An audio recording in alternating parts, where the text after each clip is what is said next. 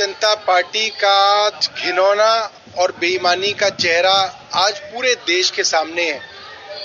ये बात संविधान में अंकित है, ये बात डीएमसी एक्ट में अंकित है कि सबसे पहले चुनाव जो है वो मेयर के कराए जाते हैं और जो एक दिन की 3 घंटे की टेम्परेरी मेयर बनाई गई हैं, जिन्हें प्रिसाइडिंग ऑफिसर कहा जाता है, उनका काम सिर्फ और सिर्फ मेयर का चुनाव कराना है।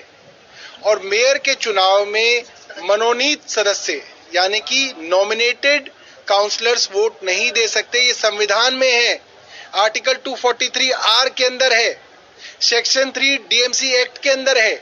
और आज भारतीय जनता पार्टी एक छोटे से चुनाव में इतनी बड़ी बेईमानी कर रही है कि जो प्रो टर्म मेयर है वो आज हाउस में ये कह रही हैं कि इन तीनों चुनाव में, मेयर के चुनाव में, डिप्टी मेयर के चुनाव में और स्टैंडिंग कमेटी के चुनाव में जो नॉमिनेटेड काउंसलर हैं वो वोट देंगे।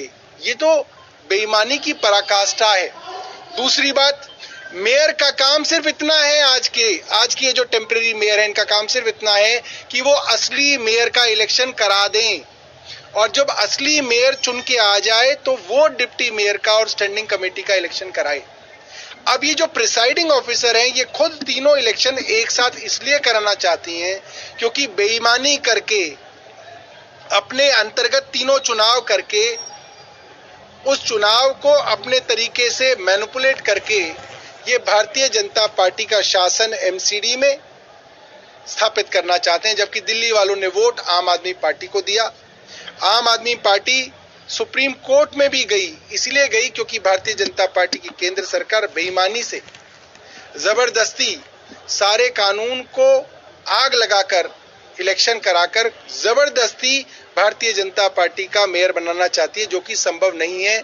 और मुझे लगता है कि आज पूरा देश इस चीज को देख रहा है कि इस छोटे से इलेक्शन में भी भारतीय जनता पार्टी बेईमानी कर रही है। सर, लेकिन पीठासीन अधिकारी ने हाईकोर्ट के जजमेंट का हवाला देते हुए कहा कि एक साथ तीनों के लिए मतदान होंगे और जो एल्डरमैन है जिस पर आप लोगों का विरोध है वो मतदान करेंगे। कोई हाईकोर्ट का पुराना कोई जजमेंट लेके आप आ जाएं, उसकी कोई वैल्यू नहीं है। सबसे बड़ी वैल्यू संविधान की है, सबसे बड़ी वैल्यू डीएमसी एक्ट की है। कोई पीठासीन अधिकारी इस तरीके से बेईमानी नहीं कर सकता। सुप्रीम कोर्ट ने ये साफ साफ कहा है और ये